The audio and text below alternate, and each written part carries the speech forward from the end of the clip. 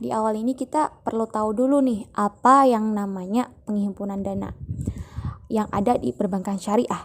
Nah, penghimpunan dana masyarakat di perbankan syariah ini menggunakan instrumen yang sama dengan penghimpunan dana pada perbankan konvensional, yaitu instrumen giro, tabungan, dan deposito. Ketiga jenis instrumen ini bisa disebut dengan istilah dana pihak ketiga atau DPK. Nah, perbedaan mendasar mekanisme kerja instrumen penghimpunan dana syariah itu terletak pada tidak adanya bunga yang lazim digunakan oleh bank konvensional dalam memberikan keuntungan kepada nasabah. Nah, ketentuan ini itu haramnya menggunakan mekanisme bunga ini sudah diatur dalam Fatwa DCN MUI nomor 1, 2, dan 3 tahun 2000. Nah, berdasarkan Fatwa DCN nomor 1 tahun 2002 tentang giro disebut bahwa mekanisme giro yang dibenarkan berdasarkan prinsip syariah itu menggunakan dua prinsip, yaitu mudharabah dan wadiah. Untuk tabungan berdasarkan Fatwa DCN nomor 2 tahun 2000 tentang tabungan ini mekanismenya menggunakan prinsip sama, yaitu prinsip mudharabah dan wadiah. Sedangkan deposito sesuai dengan Fatwa DCN nomor 3 tahun 2000 ini menggunakan prinsip mudharabah. Nah, oleh karena itu ketiga instrumen ini, tabungan, giro, dan deposito ini hanya mengenal dua jenis prinsip yang digunakan dalam kegiatannya, yaitu wadiah atau titipan dan mudharabah bagi hasil. Selanjutnya kita bahas tentang praktik transaksi giro, tabungan, dan deposito. Yang pertama ada giro. Nah, giro adalah simpanan yang penarikannya itu dapat dilakukan setiap saat dengan menggunakan cek, bilet, giro, sarana pemerintah pembayaran lainnya, atau bisa dengan cara pemindahan bukuan.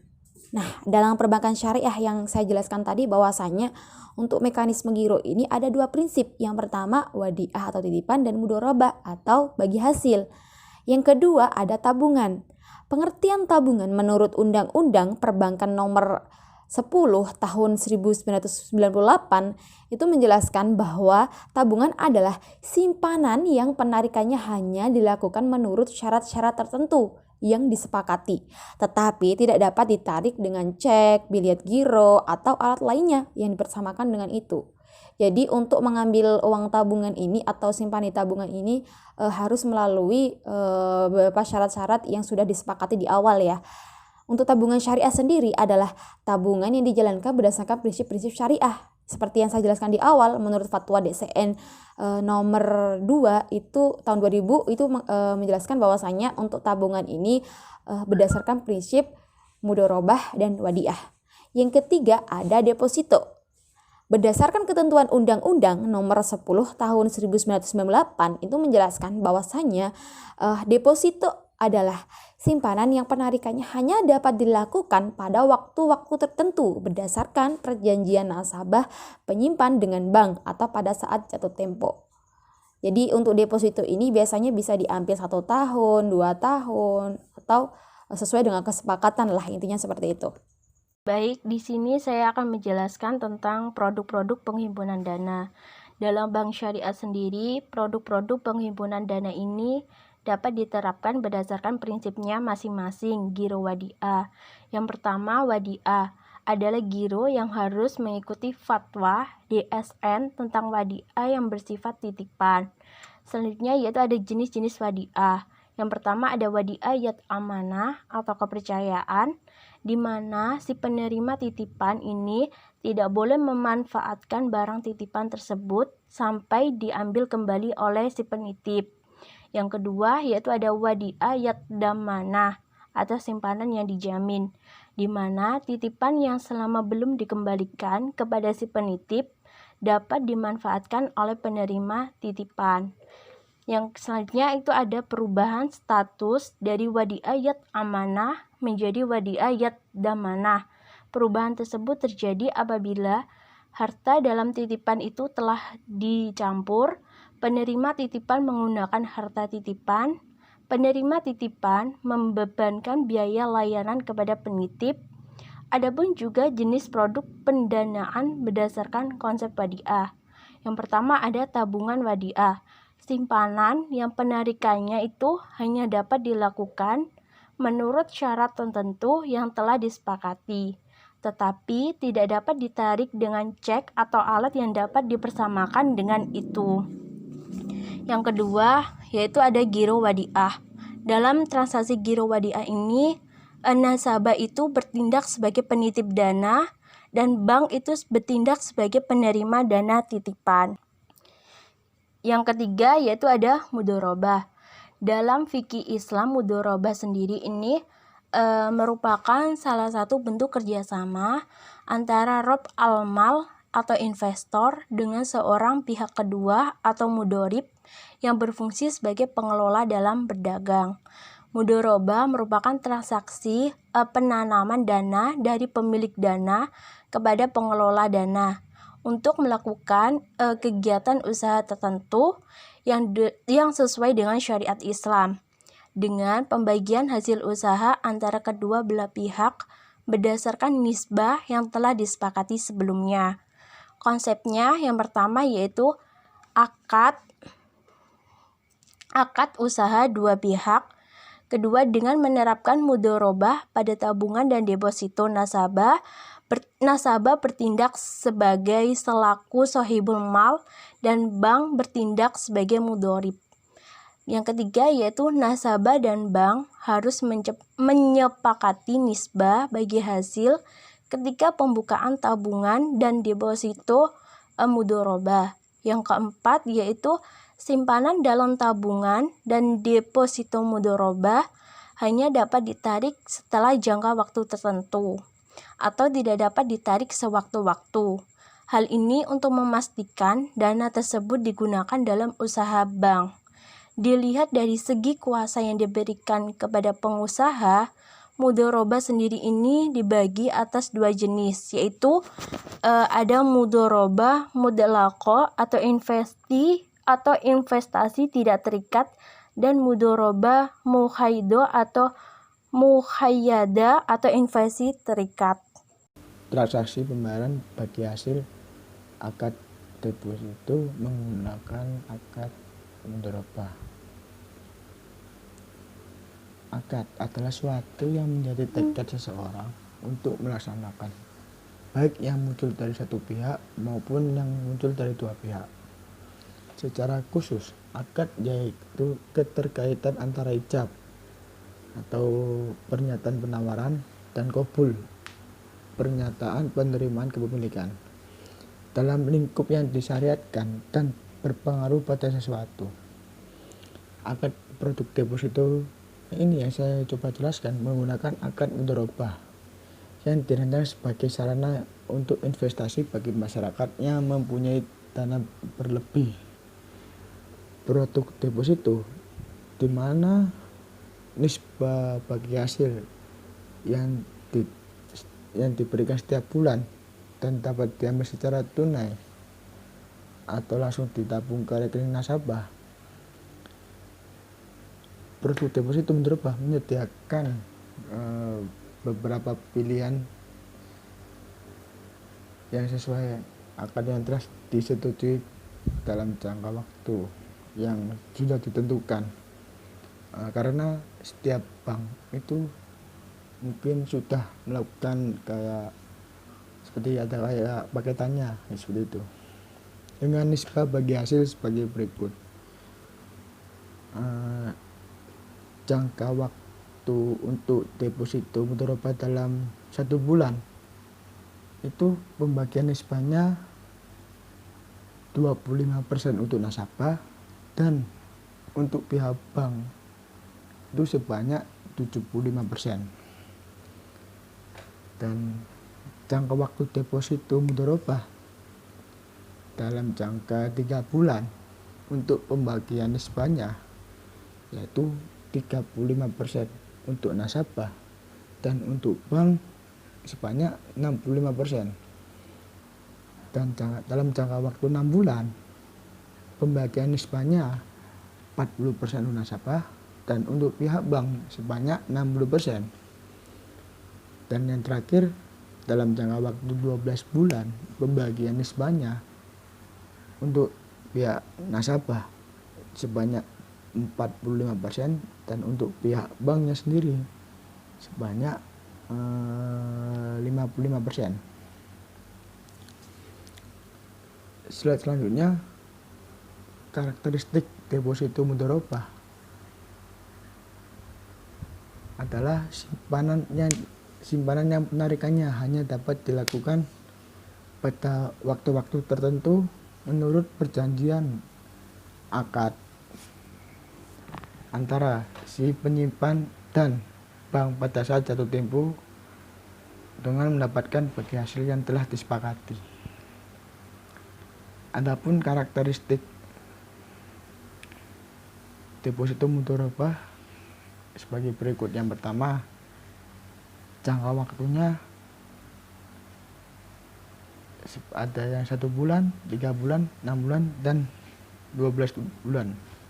Yang kedua, pencairan deposito yang belum jatuh tempo yang disetujui tidak dikenakan sanksi atau penalti. Yang ketiga, dapat diperpanjang secara otomatis. Maksudnya, deposito berjangka yang secara otomatis diperpanjang untuk jangka waktu yang sama tanpa pemberitahuan atau penegasan lebih lanjut dari deposan, dan bunganya akan menambah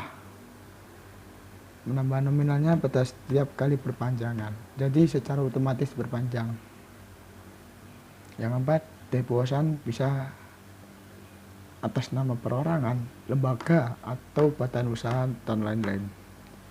Yang kelima, jumlah minimum untuk setoran awal atau penempatan awal deposito sebesar 1 juta rupiah.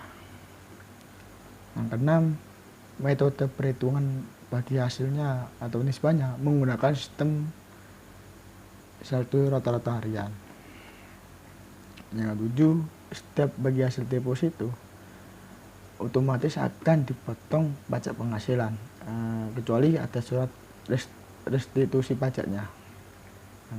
Yang ke-8, pembayaran bagi hasil dan pencairan pokok deposito harus bisa dibayar secara tunai, kredit maupun transfer. Yang ke-9, setoran deposito dapat berupa uang tunai, wakaf bank lain, atau pemindahan buku. Poin ke-10, pengambilan atau pencairan pokok atau bagi hasil depositonya dapat dilakukan oleh orang lain dengan surat kuasa yang ditandatangani di atas materai. Yang poin 11, instruksi untuk pembatalan aro atau perpanjangan untuk secara otomatis itu bisa dibatalkan selambatnya 2 hari sebelum tanggal jatuh temponya. Selanjutnya saya akan menjelaskan tentang mekanisme bagi hasil deposito mudharabah. Yang pertama yaitu nasabah atau sohibul mal menginvestasikan dananya pada bank. Yang kedua yaitu dana deposito setoran harus dalam bentuk tunai bukan piutang. Yang ketiga yaitu setelah bank menerima deposito dari nasabah sahibul mal berdasarkan prinsip mudharabah, yaitu suatu perjanjian kerjasama antara pemilik modal dengan pihak bank. Yang keempat yaitu kemudian bank dan nasabah menyetujui pembagian keuntungan dari hasil investasi dana berdasarkan nisbah yang telah disepakati bersama. Yang kelima yaitu setelah itu bank dapat mengembangkan dananya, termasuk menyalurkan dana dengan produk pembiayaan dengan pihak lain. Adapun pembiayaan yang ditawarkan bank seperti pembiayaan mudharabah, pembiayaan murabaha, dan pembiayaan ijarah. Yang keenam yaitu setelah diinvestasikan dana nasabah, bank dapat memberikan bagi hasil deposito mudharabah kepada nasabah atau investor dengan nisbah yang telah disepakati bersama. Yang ketujuh yaitu akad yang digunakan dalam deposito mudharabah yaitu akad mudharabah. Akad mudharabah yaitu kerjasama antara bank sebagai mudharib dan nasabah sebagai sohibul mal dengan mendapatkan keuntungan bagi hasil yang telah disepakati. Yang kedelapan yaitu nisbah bagi hasil deposito mudharabah sesuai dengan jangka waktu yang diperjanjikan, yaitu Deposito mudoroba 1 bulan dengan nisbah bagi hasil 25% nasabah dan 75% bank. Selanjutnya yaitu deposito mudoroba 3 bulan dengan nisbah bagi hasil 35% nasabah, 65% bank. Deposito mudoroba 6 bulan dengan nisbah bagi hasil 40% nasabah, 60% bank. Deposito mudoroba 12% 12 bulan dengan nisbah bagi hasil 45% nasabah, 55% bank. Transaksi transfer, clearing, dan inkaso. Yang pertama yaitu transfer. Transfer adalah suatu kegiatan jasa dan bank untuk memindahkan dana tertentu sesuai dengan perintah si pemberi amanat yang ditujukan untuk sebagai penerima transfer. Jenis transfer itu ada dua. Yang pertama yaitu transfer keluar. Transfer keluar yaitu salah satu jenis pengiriman uang yang dapat menyediakan lalu lintas pembayaran adalah dengan pengiriman uang keluar. Yang kedua yaitu transfer masuk. Transfer masuk adalah di mana bank menerima amanat dari salah satu cabang untuk membayar sejumlah uang kepada seorang beneficiary. Selanjutnya yaitu clearing. Clearing adalah suatu cara penyelesaian utang piutang antara bank-bank peserta clearing dalam bentuk warkat atau surat-surat berharga di suatu tempat tertentu. Warkat clearing antara lain yaitu cek, bliat giro, CD, nota debit, dan nota kredit. Warkat harus dinyatakan dalam mata uang rupiah, bernilai nominal penuh dan telah jatuh tempo. Clearing dibagi menjadi dua, yaitu clearing manual dan clearing elektronik. Bank peserta clearing. Bank yang termasuk sebagai peserta clearing adalah bank umum yang berada dalam wilayah tertentu dan tidak dihentikan kepesertaannya dalam clearing oleh Bank Indonesia. Sebuah bank dilarang untuk mengikuti clearing karena berbagai alasan. Jika salah satu peserta clearing karena suatu hal tidak dapat turut serta dalam clearing, peserta tersebut wajib mengajukan permohonan pada penyelenggara clearing 10 hari sebelumnya. Pertemuan clearing dilakukan dalam dua tahap, yaitu clearing penyerahan dan clearing retur. Dalam clearing penyerahan, pada saat ini hanya menyerahkan warkat debit cek BG yang masih dilakukan secara hard copy. Sedangkan warkat kredit sudah dalam bentuk soft copy dengan mencantumkan stempel clearing dalam nomor kode kelompok peserta penyelenggaraan maupun peserta lain. Sedangkan dalam clearing retur, setelah warkat dikembangkan kemudian dikelompokkan menurut peserta dan dicatat dalam daftar clearing retur lengkap dengan nilai nominalnya, penyelenggara selanjutnya menyusun neraca gabungan peserta. Clearing elektronik. Clearing elektronik adalah clearing lokal dalam pelaksanaan perhitungan dan perbuatan biliet saldo clearing yang didasarkan pada data keuangan elektronik. Selanjutnya ada inkaso. Inkaso merupakan kegiatan jasa bank untuk melakukan amanat dari pihak ketiga berupa penagihan sejumlah uang kepada seseorang atau badan tertentu di kota lain yang telah ditunjuk oleh pemberi amanat.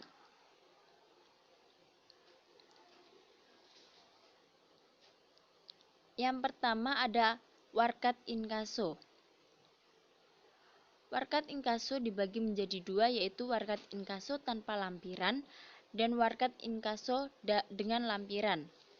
Dalam warkat inkaso tanpa lampiran yaitu warkat-warkat inkaso yang tidak dilampirkan dengan dokumen apapun seperti cek, biliet giro, wesel, dan suara berharga.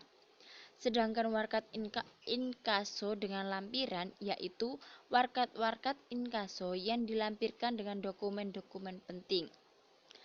Selanjutnya jenis inkaso. Ada dua jenis inkaso, yaitu inkaso keluar dan inkaso masuk.